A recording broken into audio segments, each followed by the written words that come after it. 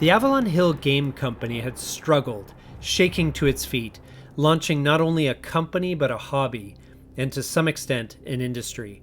What happened after the initial success is best described as chaotic, and the company would face massive challenges on its road to legendary status.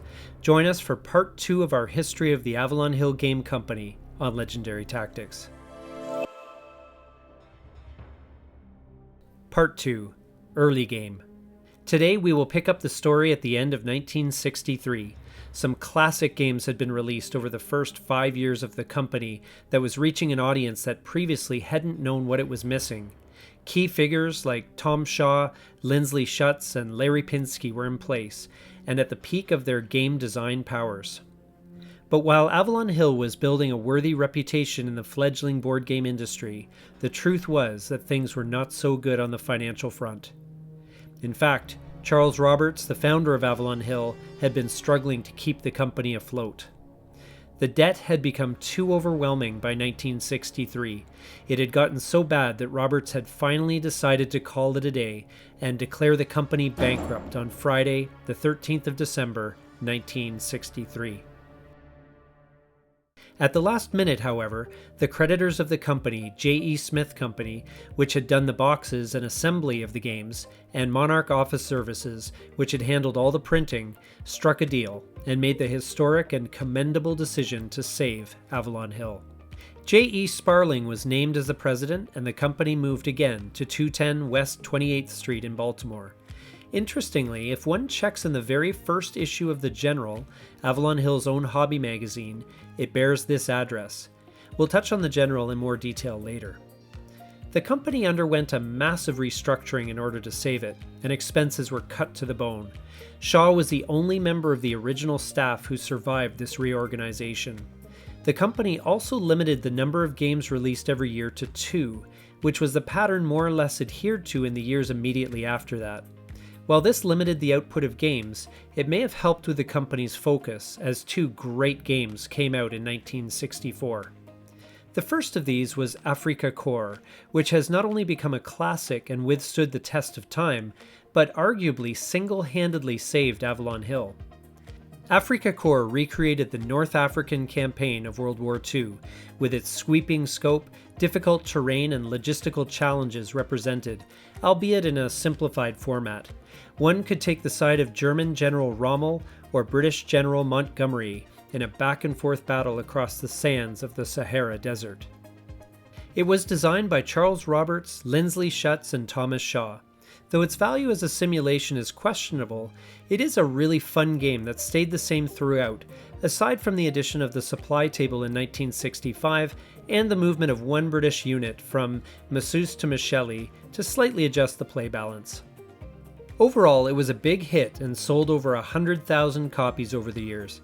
In fact, according to an article in the General magazine, it had sold 130,000 copies by 1991, including its second and third editions in 1978 and 1980 respectively. The second big release of that year is Midway, designed by Lindsley Shutz and Larry Pinsky.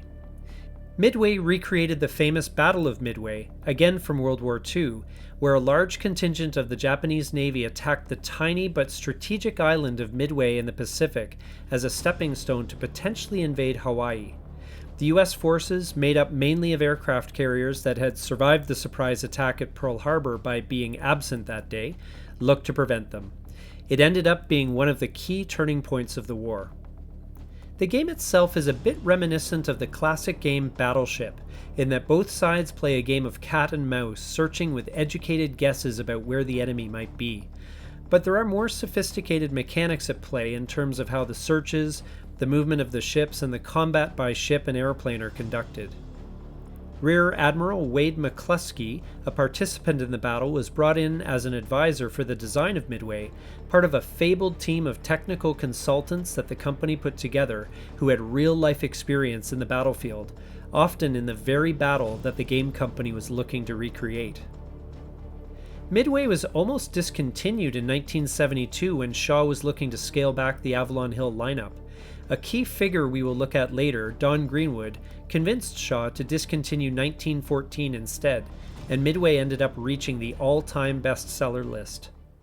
May 1st, 1964 was also a landmark date for the hobby, as it was the launch of the magazine the industry knows so well, The General. This was a publication about the games of Avalon Hill that discussed strategies, presented playthroughs by expert players, rules clarifications through a Q&A section, and supported the hobby in general.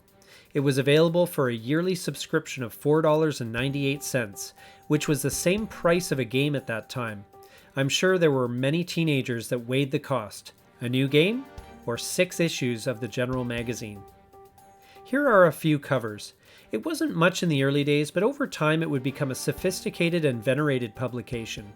Towards the end of 1964, Monarch Office Services moved to the now famous address of 4517 Harford Road, an address as familiar to wargamers and fans of Avalon Hill as 221B Baker Street is to fans of Sherlock Holmes.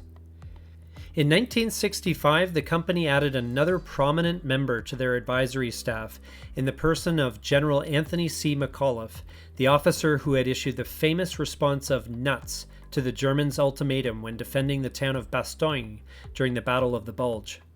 Speaking of which, 1965 was the year that the Larry Pinsky and Thomas Shaw design of Battle of the Bulge was released. Set during World War II, the Battle of the Bulge looks to recreate the surprise counterattack the Germans made against the US forces in the Ardennes forest region in a desperate attempt to divide, encircle, and destroy enough Allied forces that a peace treaty could be negotiated. The game itself is a fun, fast, and simple introduction to the wargaming hobby. Winning as the Germans was apparently quite difficult, though.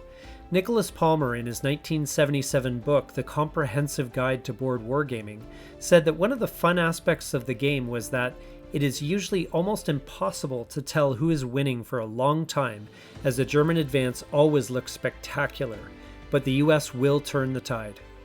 Interestingly, the game came out the same year as the movie Battle of the Bulge, starring Henry Fonda and Robert Shaw, no relation, and to celebrate, the company offered a free trip to Europe to check out the battlefield for yourself.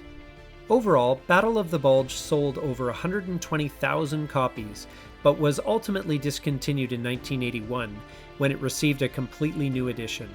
It did also receive a third edition in 1991, as part of the Smithsonian American History series. Battle of the Bulge is considered to be the last of the original classics, which were generally popular as games but critiqued for historical accuracy. R.B. MacArthur, in 1980, wrote of the classics in the Washingtonian that Avalon Hill's Afrika Korps, Stalingrad, D-Day, and Battle of the Bulge cover World War II in Europe pretty thoroughly. They are mostly popular with teenagers. Those who actually fought in the war tend to find them jarringly inaccurate. But who cares? They were fun. Blitzkrieg, another Pinsky and Shaw design, was the other big release that year. This was arguably the first ever monster game that opened the doors to that category of wargame that would flourish in the 70s. It was also innovative in that units could be partially eliminated, and it didn't look to recreate any particular historical event, as it was purely a battle between those two classic rivals, Great Blue and Big Red. It attempted to include all the elements of 20th century warfare, land, air, and sea, all in the same system, featuring units such as bombers, fighters, rangers, marines, artillery, armor, and infantry, with over 400 counters.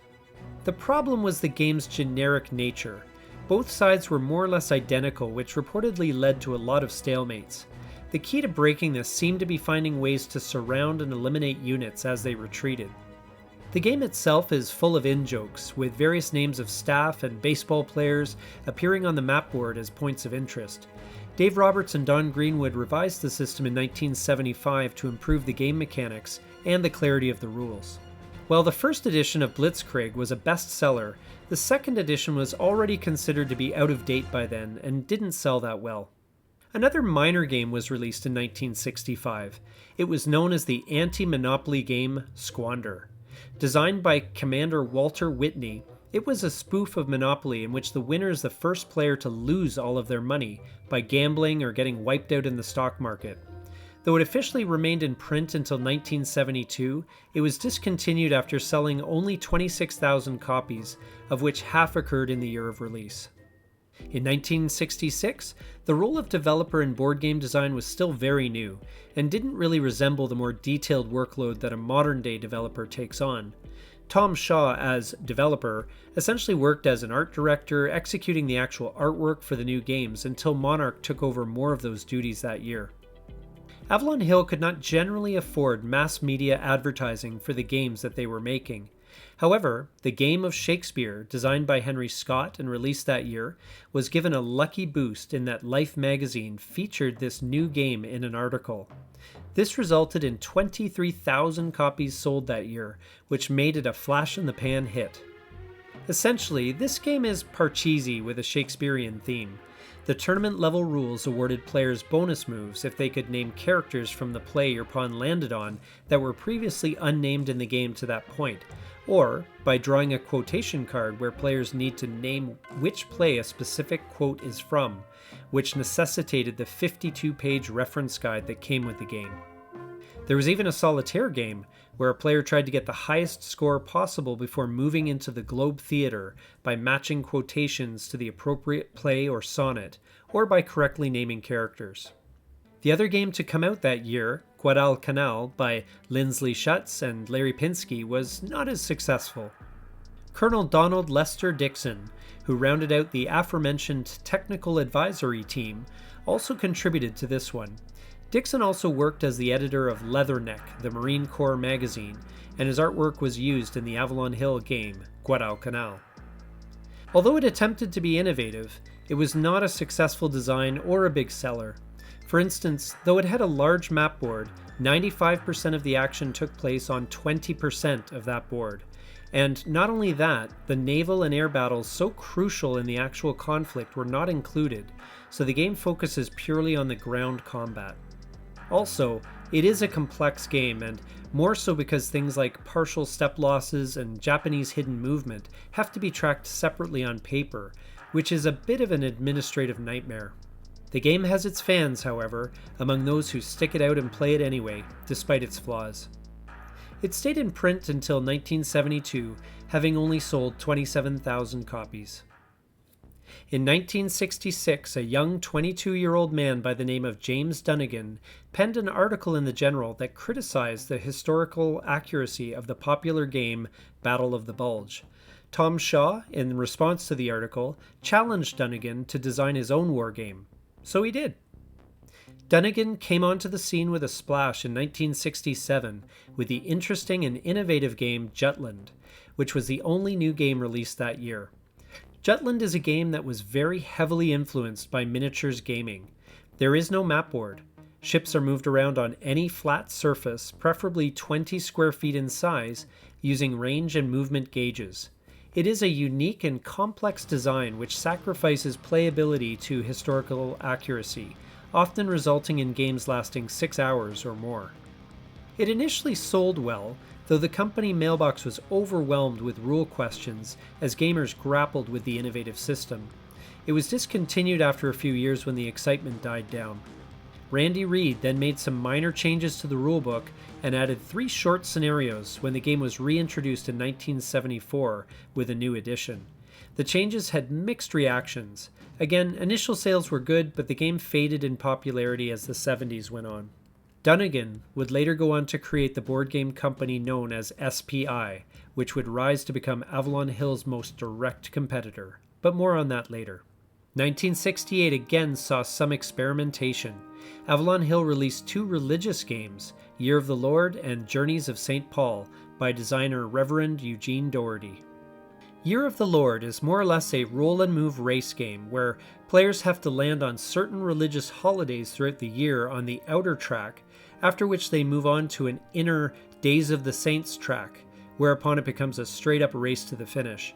It was designed ostensibly to teach players about saints and the days of the Christian liturgical calendar. Journeys of St. Paul involve players rolling and moving to collect epistles around the Mediterranean, and then racing to Rome with them. It's one of those games where one has to land on the final space by exact dice count, one of the world's most annoying catch-up mechanics. However, this experiment ended up in a worse failure than the attempted introduction of children's games in 1963. The stock sat around for 3 years and was given away to local clergy on the condition that they had to take them away in lots of 500 or more at a time. Luckily, a new wargame shored up those business losses. 1914, another James Dunnigan design, and the second for Avalon Hill, was a sales success, despite it generally being viewed as not being a great game. 1914 simulated, at the core level, the opening phase of World War I, where the Germans moved through Belgium to attack the French and British on the other side. Despite some innovations, it suffered from incomplete rules, despite having a 34-page rulebook, high counter density, and a monstrous, unplayable map board. The game was famously not that fun to play, and the company discontinued it in 1973 despite reasonably good sales numbers, as they were concerned about the impact the game might have on customers in the long term. And this is Avalon Hill's official line on the game, as printed in the General. But seeing as Dunnigan was now their biggest competitor, that may have had something to do with it. 1914 was also an important game historically, as it was perhaps the first game, with the possible exception of Jetland, that really focused on historical accuracy over playability, a balance that became central to the hobby as the years went on, with long-reaching consequences. 1969 had a range of new releases, though only one wargame. Anzio was that wargame, designed by Dave Williams and purchased by Avalon Hill. Although the name might suggest otherwise, the game was not about the Battle of Anzio, but instead a strategic-level game about the entire Italian campaign in World War II, beginning in 1943. Though it was innovative in the way it handled step reduction combat and had a great map board by many accounts, sales were disappointing, as the rules were considered to be confusing, the counter density was high, the game tended to severely punish small mistakes, and the box was not very attractive. It was discontinued in 1971. One fan, however, named Tom Olson, saw the game's bright spots and did what he could to improve the rules and the gameplay, and helped in creating the new editions of 1974, 1978, and 1980. From a critical perspective, the reviews improved with each edition. Nicholas Palmer, in his book The Comprehensive Guide to Board Wargaming, commented on the long game times that ranged from 3 to 9 hours, but said the game was interesting, varied, and challenging, but not for the impatient. Olison, in assessing the game, mused that the best feature of Anzio may not be apparent in 1 or 2 playings. This is the satisfying realism with which a multi-unit battle is simulated. It's hard to think of a comparable game which does it better. Though he admitted that the worst aspects of the game are the inevitable long periods when, in faithful simulation of the campaign, little happens. Of the other games that year, the game called Choice by H. Goldschmidt was yet another attempt to enter the children's board game market. Choice intended to do just that, as it contained 6 randomized games in one. Some of them were familiar, like checkers and Chinese checkers, but most were original. It stuck around until 1972, after which Choice faded into history. C&O/B&O was Shaw's attempt to improve on Charles Roberts' game, Dispatcher. Players attempt to move more passengers and freight than the competition, all the while dealing with elements like floods, derailments, collisions, and mountain slides working against them. Although it was well received by railroad buffs, it was a failure as a game and as a seller. It also stayed in print until 1972. Tough by Peter Brett was a game based on mathematics that was well respected by educators, but didn't get much opportunity on store shelves. It involves rolling special dice and building intelligible math equations out of the results. Parentheses, decimals, powers, percentages, and even logarithms and complex numbers can be built in according to the player's ages and skill levels. Once someone had built an equation, that player calls out tough and starts a 3-minute timer. In response, when someone builds a longer equation within that time frame, that player calls out tougher and starts a 2-minute timer. This continues with a call of toughest and a 1-minute timer. After time runs out, each player scores their equation, with the player who was the toughest scoring double. This game was sold mainly to schools and school supply companies. Tough-A-Bet was a less successful version of Tough, which used vocabulary instead of math. There are 20 letter cubes utilized, along with the same tough, tougher, and toughest mechanic. The Avalon Hill Game Company started the 1970s with a bang.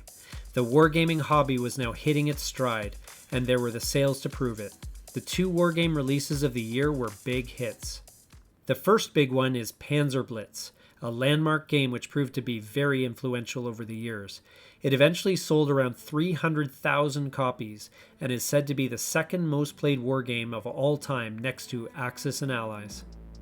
It was actually designed and packaged by rival James Dunnigan's company SPI and given to Avalon Hill on a royalty basis. It was the end point of an evolution that began with an earlier SPI experimental game called TAC Force 3, and an early smaller version had been published in 1970 in the board game magazine Strategy and Tactics.